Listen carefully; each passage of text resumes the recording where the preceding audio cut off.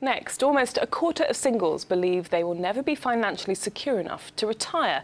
Of those surveyed by YouGov for Lending Works, 35 to 44-year-olds were the most pessimistic about their financial future. Well, to talk about these findings further, I'm joined now by Mike Todt from Lending Works. Now, is this an exclusive issue for singles, or was it markedly different? The difference, by comparison, we looked at different categories. Married and civil were grouped together, and then people who divorced or separated. So there were three different categories, and 24% of singles identified as never being able to retire, as opposed to 19% for married and civil. So there is certainly a significant difference. Our survey was a two-part survey. So it was people, we surveyed non-retired adults to establish when they thought they'd be able to retire, and then separately, what do they contribute towards retirement, be that pensions or some other form of income scheme.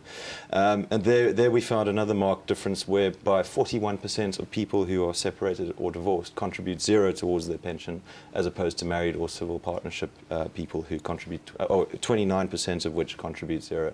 So there's quite a significant difference there as well. Do you think that's down to the current economic climate, in that it's costing more to live, to rent, to buy?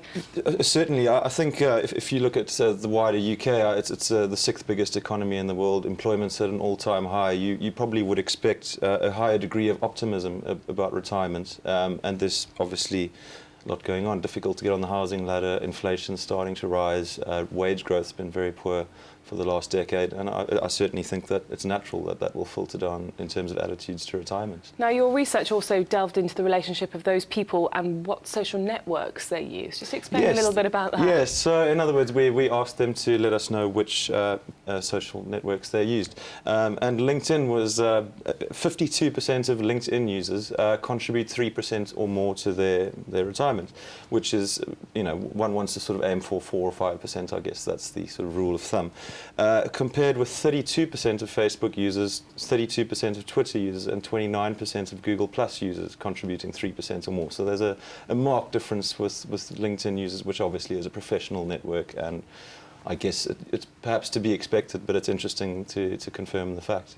I mean, is it worrying? Is there something people should be doing, or do we think this is just a fact of life at the moment? I think it is a fact of life. I think the most striking thing for me about the survey was two things. First of all, you've touched on the age element. There's a lot of talk about millennials being sort of harder done by, if you like, in terms of getting on the housing ladder, disposable income. Well, we found that 18 to 24-year-olds of that category, 17% thought they wouldn't ever retire. If you increase that to 25 to 34, that increased slightly to 19%. So that's your sort of millennial generation, I guess. But it's actually Generation Y who are more pessimistic, which 25% of 35 to 44-year-olds, as you say, think they're never going to retire. And 22% of 45 to 54-year-olds think they won't retire. And astonishingly, 55 plus. 24% don't think they'll be able to retire. Now, those are people who are obviously on the throes of so-called retirement age. They almost have a better idea, I guess, of whether their sort of retirement status. And it's astonishing that a quarter effectively think they'll be working until the end. Okay, what can those people do then, or is that just something that they need to... I think the difficulty is the climate currently for savings is not very conducive, because interest rates are at all-time lows. That's obviously affecting savings.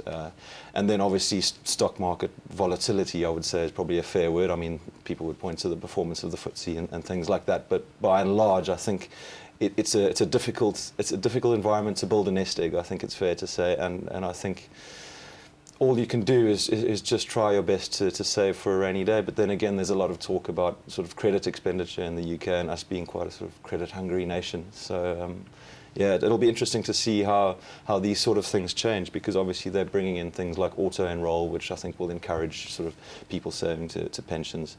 I suspect, this is just my opinion, but perhaps interest rates could be rising sometime in the future if inflation continues to go up. That might, in a strange way, give a boost to retirement savings, but I think for now it's safe to say that it's fairly pessimistic.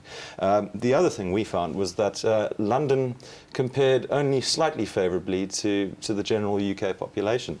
So as I said, 22% of Brits think they won't be able to retire. London, the statistic was 19%, so slightly better, but not fantastic either. 34% of Brits, as I said, contribute zero towards their pension, while the figure for London was 31%. So That's, again, slightly better, but obviously not ideal. And a striking thing was the Northeast. Only 14% thought they'd never be able to retire. So it brings up an interesting debate about London in the sense that there's higher living costs, but there's generally accepted higher wages, and people think of it as a sort of a gold rush type city to come and make your living. Well, it seems as though the benefits haven't necessarily filtered down towards retirement.